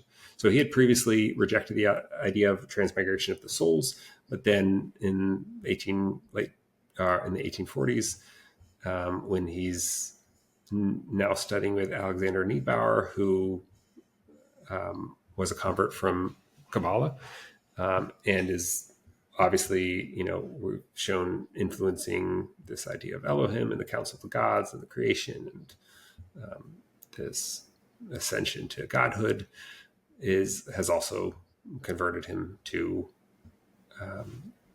multiple probation, reincarnation. Here's another quote. In January of 1846, just over a year and a half after the death of Joseph Smith, Brigham Young and Heber C. Kimball ordained each other to act as a savior. They also vicariously ordained Joseph and Hiram to do the same. So this was in the Nauvoo Temple. And I mean, this is an interesting, and I don't see any other way around this without reincarnation or multiple probations, is that if Brigham Young and Heber C. Kimball were telling each other that they were going to be saviors, that requires a perfect life. And you have to come back on another planet. And so Joseph and Hiram can do the same. And so, and Joseph taught that God was a savior on a world. And so there was some talk about that you had to become a savior and then become God. And I think we even talk about that the Holy Spirit was going to also progress and get a body at some point too. In Hinduism, as well as forms of Buddhism, with how they view reincarnation, as I understand it, it's all about continuing to reincarnate until you can ascend and become fully enlightened and reach nirvana, at which point you no longer are required to do the reincarnation. You're no longer required to continue to try, and you could do that through like getting rid of all of the negative karma and collecting all positive karma. And then other forms like Sikhism, where they view it as any karma, good or bad, is you can't have it to ascend. You have to get rid of it. It's all baggage, good karma or bad karma. It's all holding you back from ascending into the realm of the gods, at which point you've broken the reincarnation chain. Interesting. This is Heber C. Kimball in Journal of Discourses. He said, so Heber C. Kimball and Orson Pratt, I believe, were two apostles from Joseph Smith's time that really continued on with this doctrine of reincarnation. He said in Journal of Discourses, "What I do not today, when the sun goes down, I lay down to sleep, which is typical of death, and in the morning I rise and commence my work where I left it yesterday. That course is typical of the probations we take. This day's work is typical of this probation, and the sleep of every night is typical of death, and rising in the morning is typical of the resurrection. Brethren, this is the course we have to take. It is a progressive work from one day to another and from one week to another. And if we advance this year, we are so far advanced in preparation to better go through the next year." Then, well, I also love the Jesus Christ saying you must be born again. You must be born again, right? Commandment, like you must be born again. And you could view it, I think, through the baptism lens. That works. That's fine from that perspective. But I also think you can have entire lifetimes within a lifetime, because there could be enough change, there could be enough upheaval, there could be enough pain, there could be a death of enough of part of yourself. Certainly have felt that a part of me has died in this transition or transformation of faith, this evolution of faith, that a part of it has died. So a part of it will continue to echo through. Other parts are left behind, but it could be described, I think, as a death and then a rebirth, right? The phoenix symbology of rising from ashes. Yeah, and I viewed it the same way too. Is that, like, again, I hold reincarnation loosely, as I think you have to do with everything in idealism. And yeah, I mean, I feel I died last year and reborn. Much of psychedelics, this death and rebirth is a theme in many Eastern traditions and psychedelic therapy, and so yeah, it doesn't necessarily. It's not just talking about. Well, and even the cells of our body that die and it take your body from 10 years ago, and some micro tiny percentage of it or whatever is still the same parts that were there 10 years ago. And I think there's early childhood development, which seems to, and I know very little about this, but it seems to be like those first 7-8 years of your life kind of have echoes throughout the rest of your life in those same kind of like 7-8 year segments almost, because it's all fractally experienced. You can zoom in on a day. A day can be in many ways like a lifetime. A year can be in many ways like a decade. And the similarities of the things that could be connected across those. Here is Heber C. Kimball in 1852. He says, how many shapes do you suppose you are put into before you become saints, or before you become perfect and sanctified to enter into the celestial glory of God? You've got to be like that clay in the hands of the potter. Do you not know that the Lord directed the prophet anciently to go down to the potter's house to see a miracle on the wheel? Suppose the potter takes a lump of clay and, putting it on the wheel, goes to work to form it into a vessel, and works it out this way and that way and the other way, but the clay is refractory and snappish. He still tries it, but it will break and snap and snarl, and thus the potter will work it until he is satisfied he cannot bring it into the shape he wants, and it mars upon the wheel. He takes his tool then and cuts it off the wheel and throws it into the mill to be ground over again until it becomes passive. Don't you think you will go to hell if you are not passive? And after it is ground there are so many days and it becomes passive, he takes the same lump and makes of it a vessel unto honor. Now do you see into that, brethren? I know the potters can. I tell you, brethren, if you are not passive, you will have to go into that mill and perhaps have to grind there 1,000 years, and then the gospel will be offered to you again. And then if you will not accept of it and become passive, you will have to go into the mill again, and thus you will have offers of salvation from time to time until all the human family, except the sons of perdition, are redeemed. The spirits of men will have the gospel as we do, and they are to be judged according to the men in the flesh. Let us be passive and take a course that will be perfectly submissive. I like this. This is, very reminiscent of, or connects with this idea of surrender and not needing life to be a certain way and resisting, but just learning to be content as things are. Yeah, very Buddhist. I very much a Buddhist idea, right? Like letting go. In Buddhism, life is suffering, and suffering comes as a result of attachment. And I think that's true on a lot of levels. Like, how much of our unhappiness in the day is simply because of our expectations? We expect our car to work, but it breaks down on the way to work or something. Like, so much of our day to day is about attachment to ideas and the expectations and the baggage. In Buddhism, once you've freed yourself from attachments and you recognize that everything is one, then you become enlightened. And I'm sure it's more complicated than that in, Buddhist doctrine, but that's a very basic idea. I think of it, the basic premise.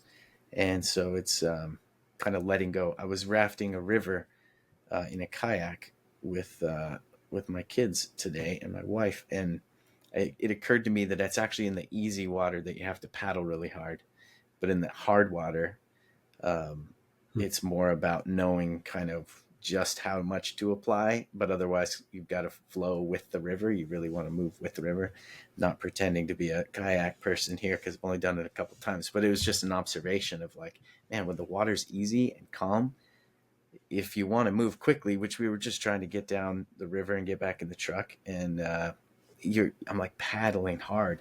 And I think in so many ways, like at the fractal level, that happens with societies. When we have it easy, it actually is when it's the most difficult.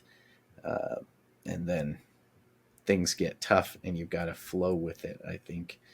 But anyway, that's a really interesting quote. I think Orson Pratt in particular was someone who was really, I think he loved the deep doctrine and wanted to understand and make all the connections to Mormonism. I think he was interested in astronomy, in ancient history, and So that was Kimball, Egyptology. but yeah, Orson Pratt also taught this, and that's this next book Yeah. too. Okay. I mean, both of those guys Hmm. were probably really exposed to a lot of these same things that Joseph Smith was on some level. Yeah. So it's D. Michael Quinn on Orson Pratt. In Refutation, a year later, Apostle Orson Pratt used the term transmigration to describe the very process Young had denounced. In his periodical, The Seer, Pratt wrote, quote, "There was an endless duration, and each particle of our spirits had an eternal existence and was in possession of eternal capacities. A transmigration of the same particles of spirit from a lower to a higher organization is demonstrated from the fact that the same particles exist in a diffused, scattered state, mingled with other matter. Next, they exist in a united form, growing out of the earth in the shape of grass, herbs, and trees. And after this, these vegetables become food for celestial animals and are organized into their offspring, and thus form the spirits of animals. Here, then, is apparently a transmigration of the same particles of spirit from an inferior to a superior organization, wherein their condition is improved and their sphere of action enlarged. Who shall set any bounds to this upward tendency of spirit? Who shall prescribe limits to its progression? If it abides the laws and conditions of its several states of existence, who shall say that it will not progress until it shall gain the very summit of perfection and exist in all the glorious beauty of the image of God?"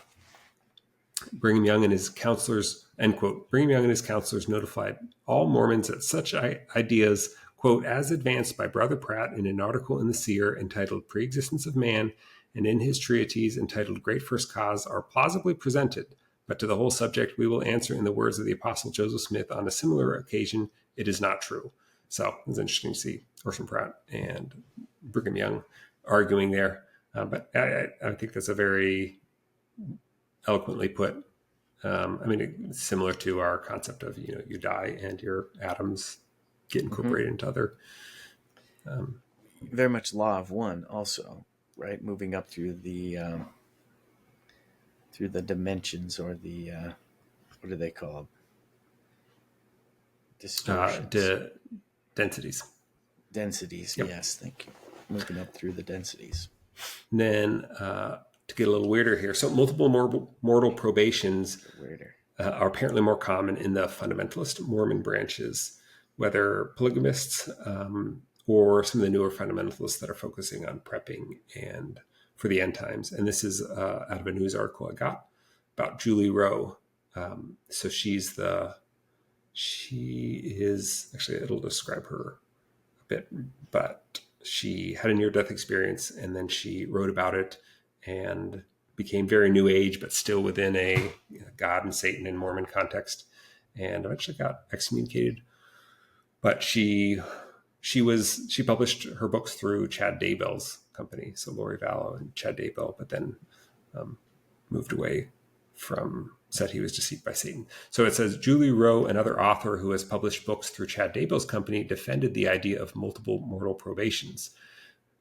She said the belief is different from the idea of reincarnation. So she is the one behind all the prepping. So that, a few years back, when everybody was getting prepared for this call out and living in tents and whatnot, this was she was a big part of this. So these were fundamentalists, yeah, not polygamists, but just people that are really focused on apocalypse, end days.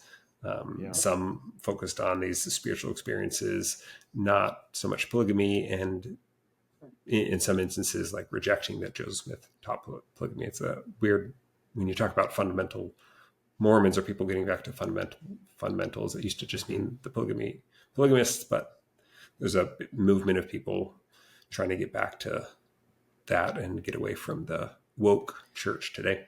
Which is always interesting to me, where you take something like Christianity, which could otherwise provide a lot of spiritual value, and you harness it by all of this material need for like food and water and all this stuff, like preparation for, where you might have another tradition like Jainism, which is kind of a evolution on top of Hinduism, where these people can literally have only one set of clothes to their name as their only earthly possession. And um, it's almost like for those people, extreme spirituality is actually extreme ascetic lifestyle, extreme asceticism, like an extreme letting go of the material world, where this kind of prepper version of Mormonism, which I think came from a lot, probably the mid 20th century prophet focus on like getting a year's supply of food and those kinds of things. Those ideas really, people get deep into that. I had a lot of friends around Arizona growing up, families that we knew in my own family trying to get really set up with like a year's supply of food. I don't know that that's so much the focus No, I as think coming it's from the pulpit now. But I think it did inform these groups, these kind of more extreme prepper groups, which to them spirituality must also include having like a very secure footing in the material world with what you need. And it's just an interesting, different way that it can manifest. yeah, and I see a lot of this as this need or desire or thirst for like excitement, deeper stuff, because church is pretty boring. Definitely not as exciting as it was with Joseph Smith. So yeah, she said the belief is different from the idea of reincarnation. Quote, the people that started Pathway to Zion started it for Chad and I and other dreamers and visionaries who were being persecuted, Rose said. I don't want to identify who I've been necessarily. I can just say that I've had many lives on this planet. The true doctrine is past lives. I've never been a butterfly or caterpillar. I've never been a dog. I am always a human. I am always female. It's interesting that the gender thing has to, they're taking these concepts and they're retrofitting it to Mormonism. Unlike Sosa, Rowe has publicly stated that she no longer feels comfortable supporting Chad Daybell, who also believed in multiple mortal probations. This was back, I think, after the kids disappeared, but before they had realized that the kids had been killed. Rowe said she and Chad Daybell have discussed their previous lives on other planets without going into too much detail. Quote, well, he told me he was James the Less. I've never told him how many planets I've been on. I don't even know how many planets I've been on. I don't care about that. I'm trying to get through this life, Rowe said. I don't believe he was making it up. I believe he had deceiving spirits talking to him. End quote. James the Less, also known as James the Just or James the brother of Jesus, was one of the 12 apostles chosen by Jesus in the Bible.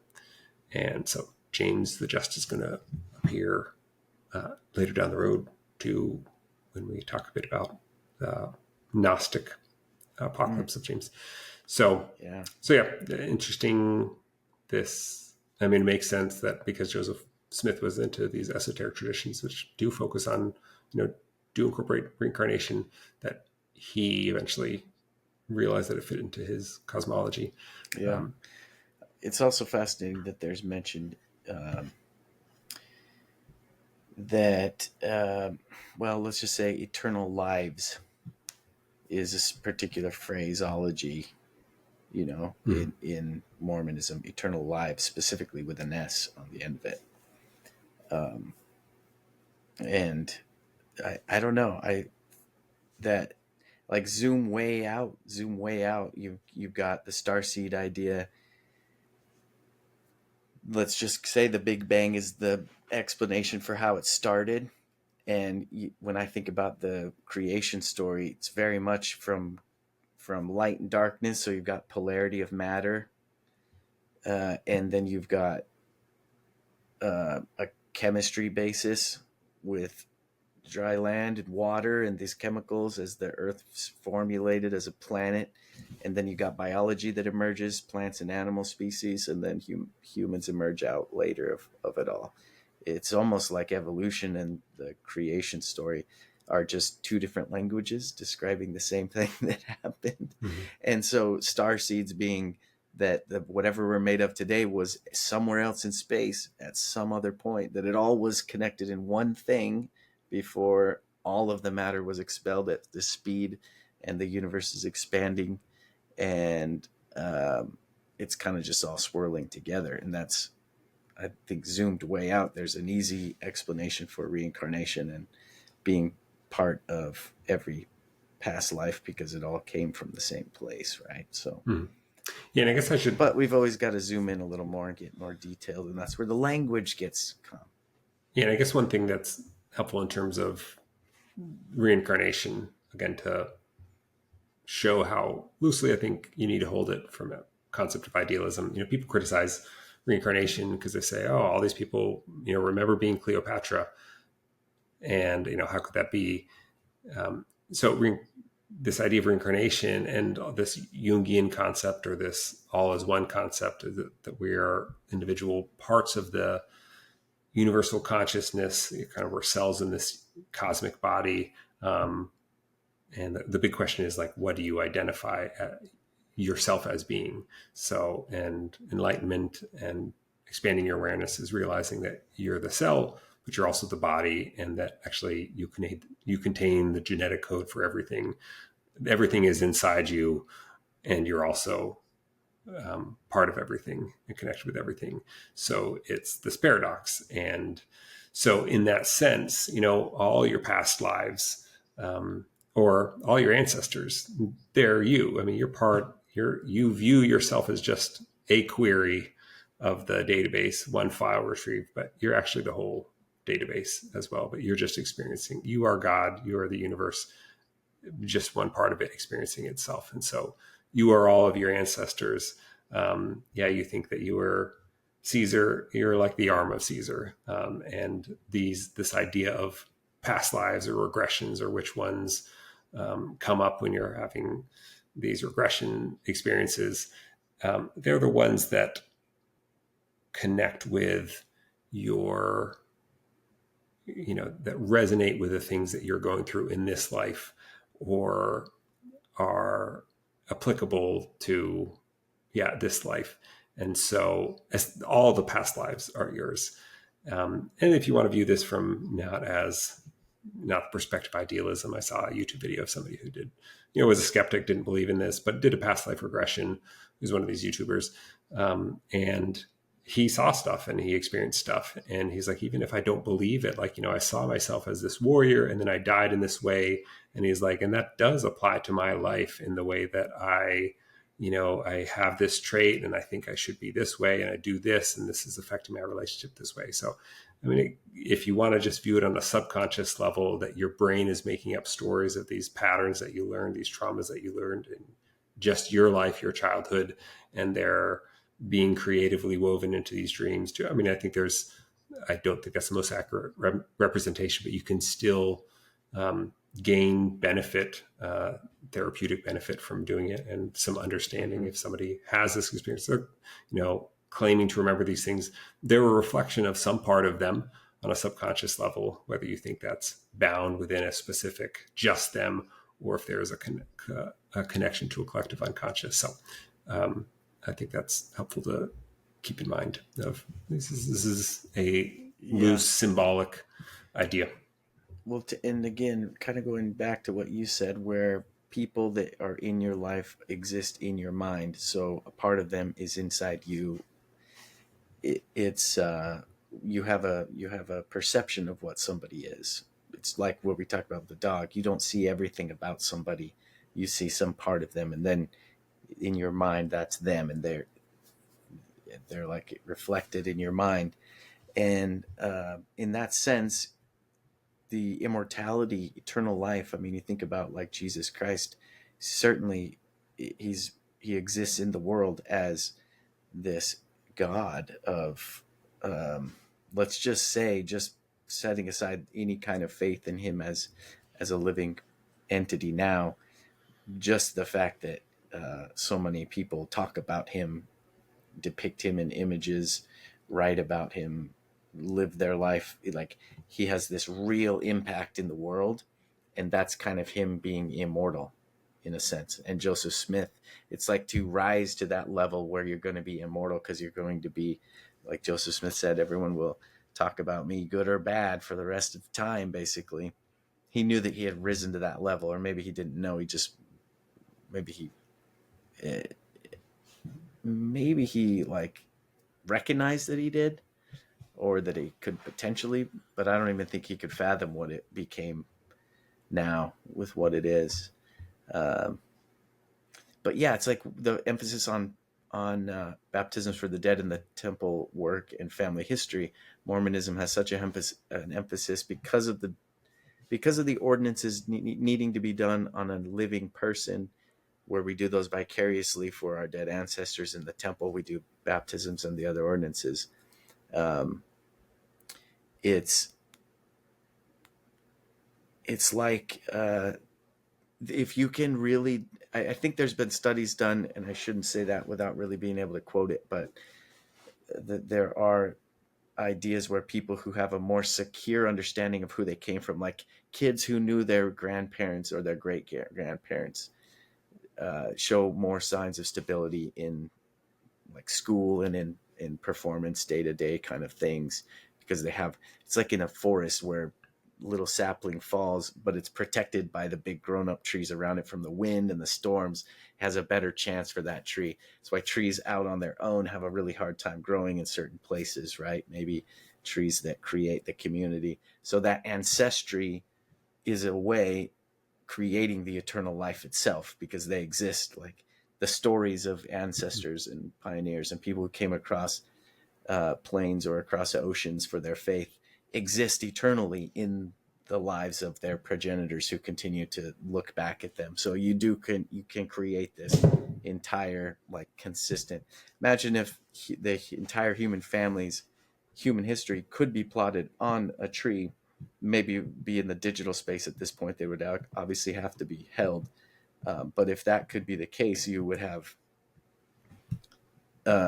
just, if it, like maybe you could have a really, really strong kind of society emerge out of a place where people have that history of who they were. And then those people become immortal, if that makes sense. Not in the sense that they're living again as they were when they were alive, but they live on in the world as some kind of entity that's impacting. Yep. All right, we can finish up the plan of salvation. So after judgment, after the spirit prison, there's going to be a judgment and assignment to kingdoms of glory. There's the celestial glory of the sun, terrestrial glory of the stars, the moon. The sun, the moon, and the stars. Okay. The telestial. And it was only later that I realized that stars are suns just from really far away. So there's these degrees of glory, and within the celestial kingdom, there's 3 degrees of glory as well. So it's a quote from D. Michael Quinn showing, Mormons teach, I believe that this was a fairly unique Mormon doctrine, but then there's the, verse in Corinthians talking about it that we used on the mission to support it. But as we'll see, this also was borrowed and adapted. So D. Michael Quinn says, on the other hand, the 1832 vision's description of multiple heavens was compatible with occult views. Even degrees of glory was an occult phrase connected with the ancient mystical beliefs of Judaism. Since 1728, a multi-volume encyclopedia noted that the originator of abracadabra, the word abracadabra, believed in, quote, 7 angels who presided over the 7 heavens, end quote.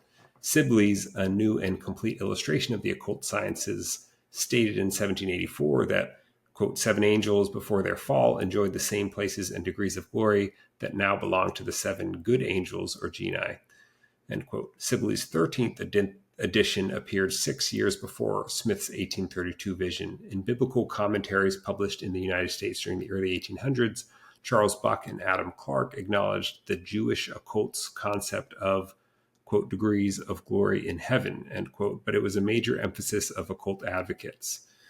He also says, aside from a 13th century German manuscript written by a female mystic, before 1830, occult writers were the only public advocates of 3 heavens.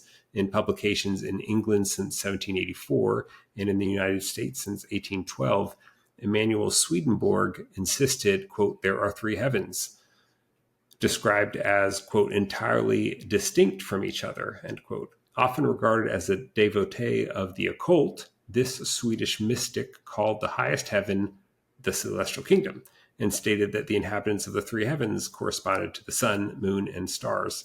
In presenting that cosmology, Sibley's occult sciences stated, quote, there are 3 degrees in man according to the 3 heavens, end quote. This was part of his 20-page summary of Swedenborg's teachings about spirits and departed souls of men and about heaven and hell. And so, yeah, the terrestrial and telestial seem like they are somewhat unique to Mormonism, but celestial kingdom was a term used by Swedenborg, and there was a convert from Swedenborgianism in, I believe, Nauvoo, and there's a quote from Joseph Smith commenting on Swedenborg, how he understood the heavens, but he couldn't feed himself or something. So it's just some reference that shows that Joseph Smith was familiar with Swedenborg. But yeah, the concept of star or the sun, moon, and stars, heavens corresponding to that, was not unique. And then we had talked about this earlier, but there's this, a parallel in Gnosticism is this Apocalypse of James, which was this text, Gnostic gospel recovered in the Nag Hammadi texts in the 1940s. And it's this idea in this gospel is an account of Christ talking to James the Just or James the Less, which apparently Chad Daybell thought he was in a past life. And in this text, Christ is telling James that, hey, you're going to die, and that when you, after you die, you're going to encounter 3 archons known as the toll collectors, and that you're going to have to give them these passwords to bliss so that you can enter into the highest of the 72 levels. And one is going to ask you, who are you and where are you from? And then the soul should reply, I am a son, I am from the Father. The archon will then ask, what sort of son are you and to what father do you belong? The soul should reply, I am from the pre-existent Father and a son in the pre-existent one. And then we can't follow, I think the text doesn't have the next things, it's broken. But then it picks up again at the end of a question that says, of alien things. And then one's divine spark shall continue with, they are not entirely alien, but they are from Achamoth, who is female. And these she produced as she brought down the race from the pre-existent one. So then they are not alien, but they are ours. They are indeed ours because she, who is the mistress of them, is from the pre-existent one. At the same time, they are alien because the pre-existent one did not have intercourse with her and when she produced them. The archon will then ask, where will you go? The soul is to respond, to the place from which I have come, there I shall return. So I forgot, we full circle back to aliens. I'm not exactly sure what they are referring to as aliens. But so in this Gnostic gospel, it's showing these sentinels after James dies, that he's going to be asked questions so that he can get to the highest kingdom of heaven and escape. The Gnostics believed that this physical life was like a prison, kind of the matrix, that Yahweh, who is actually not God, but he just thought he was God. He's kind of this middle manager that was running things, and that Sophia, who is kind of the serpent, helped Eve put the divine spark into the soul so they could escape from this physical world. So similar to Plan of Salvation, but kind of opposite in the sense that Gnostics believed the physical matter was bad and a prison, whereas Joseph Smith said that we came down here for physical matter. But you've got these questions, just very similar to the temple. But I think there's another one of this case where some people may say, oh, this shows that Joseph Smith was a prophet. But I would contend that actually these questions and answers, I think, are more enlightening than the stuff in the temple. I don't think they're very profound, the question and answers at the Veil. But I think this actually has some deeper philosophy and teachings about our nature and how we're returning to this kind of oneness, this pleroma that Gnosticism teaches. So I would say this actually, yes, this shows that Joseph Smith was connecting to something, which I think is partially because he was copying and adapting esoteric traditions.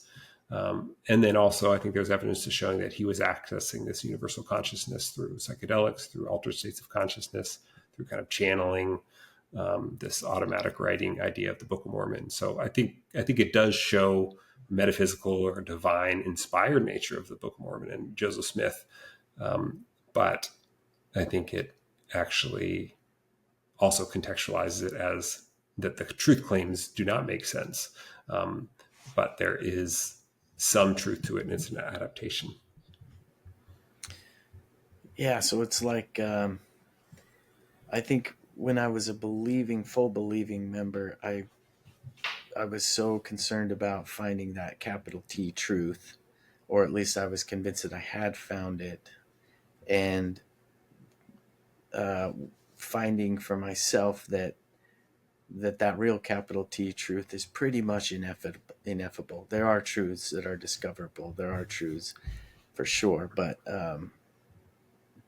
like the bedrock of it, I think, is just models trying to explain it in language that we have at the time, in the place that we have, based on the ideas that are kind of swirling around us. It's like the collective unconscious carries the the parts of our human family's story with us, that since it's much like our own consciousness, parts of our body, the cells, individual cells, can die or be reborn, and yet the narrative uh, of who we are continues through all of that. And in that same way, like the human family has this collective unconscious, these symbols that keep recycling, recurring, repeating, echoing through time and in different languages through different places. So recognizing that gave me a lot of confidence that there's value in religion to read about, to study, to for myself. Like I like reading about it and spreading far and wide with it if I can, and kind of holding its ideas pretty loosely, but seeing where they do connect. And Mormonism became one of those for me. It's like I could read about Mormonism and be fascinated by it in the same way that I could read about Buddhism and be fascinated by it. But there are things that echo through them that start to approach truth, I think, that start to create the fabric that is like where Mormonism is a certain color of thread in the whole fabric, a part of the tapestry, as it were. Like just like Judaism at the time in that place was the farthest that spiritualism had evolved through that culture. That's what was emerging and manifesting was Judaism. And you wouldn't say like a full believing Mormon person might say that they have more truth, maybe, but it's like that it just gets added onto. It's a ground up view rather than a top down view. What Judaism was, part of it became Christianity. What Christianity is, part of it became Mormonism. What Mormonism is, part of it became, well, it fractured in a lot of different directions, and it continues to. So it's probably more true to say that religions are started and then fracture than to say one single religion, and it happens to be the one that I belong to, is the most true and correct and all the other ones are wrong.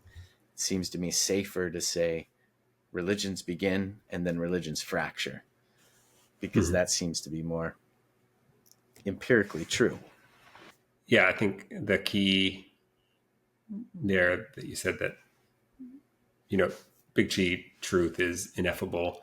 And once you realize that it is ineffable and that, of course, we wouldn't, I mean, it's silly to think that within the constructs of words and language, which is what we think in and understand things in, that we would ever be able to understand God, the universe. But there's certain principles that we can understand, like the oneness of the universe, the fractal nature of the universe. And once you understand it's a fractal, then instead of copying it pixel by pixel, you start zooming out and learning to draw the fractal pattern. And then you can use that to extrapolate. And just like science, science doesn't claim like any of these laws are true. They're just approximations to describe nature, which is, describe what's happening around us. And we have laws that, like classical Newtonian physics, that work pretty well. And then we realize they break down. And then there's something that's more comprehensive, like quantum physics. We don't say that classical physics is not true, that is false. It's just, it was an approximation. And that's what religion and spirituality should be viewed as. Well, and it gets built onto, it gets amended and adapted and evolved, just like all of our biological parts over time through use and through successes and failures, sin and rebirth and trying again, the evolution of the bodies of creatures and plants. That just keeps, I think, reiterating. It's like just an iteration machine. Yeah. And yeah, then eternal progression, we talked about this in the last episode, but just a recap. So Joseph Smith taught, as man is, God once was; as God is now, man may become. And this idea in Mormonism of eternal progression is that you and your wife, or wives technically, would become gods. You'd have your own worlds, have your spirit children. And this is, I see Joseph Smith was he was very literally believing these things and trying to describe the fractal nature and eternal progression from a 3D sense of like having kids and worlds and whatnot. But I think, we had described this idea of dissociative identity disorder, which is multiple personality disorder. And, this is Bernardo Kastrup's, a philosopher and computer scientist. His model for the universe is this idea of idealism, or the universe is made of consciousness, and that we, similar to how dissociative identity disorder describes a person, a consciousness that is dissociated into individual consciousnesses. So they have individual alter egos that take over at different times, and one alter ego isn't aware of what the other alter ego is doing when it's controlling or in the driver's seat of the body. But they're individual separate consciousness, but they're part of a bigger consciousness. And he has described this as a model for the universe, is that, the universe is mental, it's a consciousness, and we are essentially different alter egos.